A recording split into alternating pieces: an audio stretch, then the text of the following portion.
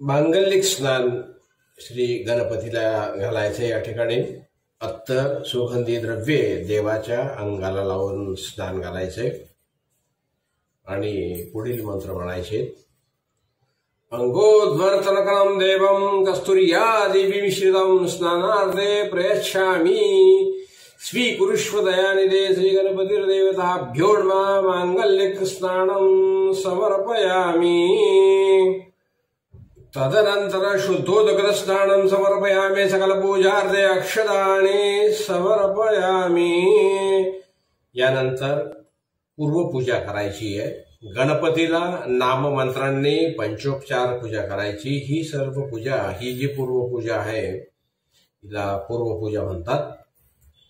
श्री गणपतिर्देवताभ्यो नमः। विलेपनार्थे चंदनं समर्पयामि। गंध लावायचं। श्री गणपतिर्देवताभ्यो नमः। पूजार्थे पुष्पाणि समर्पयामि। फुले वाहायची।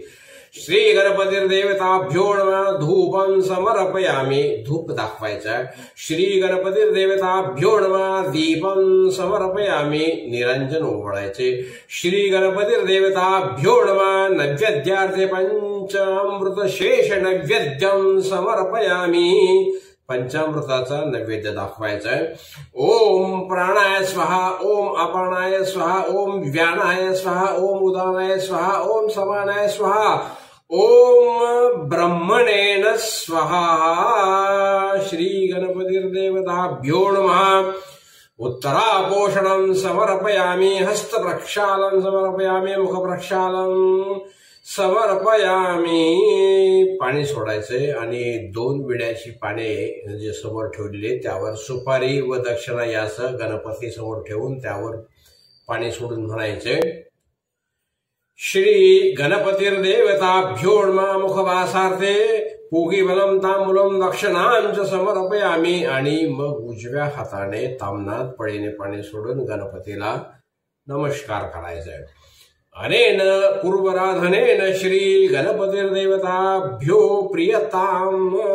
उत्तरे निर्माल्य विसृज्य अथ अभिषेकं कुर्यात्। गणपतीवर वाहिलेली फुले काढून उत्तरेकडे ठेवायची आणि यानंतर अभिषेक करायचा आहे। बरेच जण अभिषेक गणपती अथर्व शीर्षाने करतात।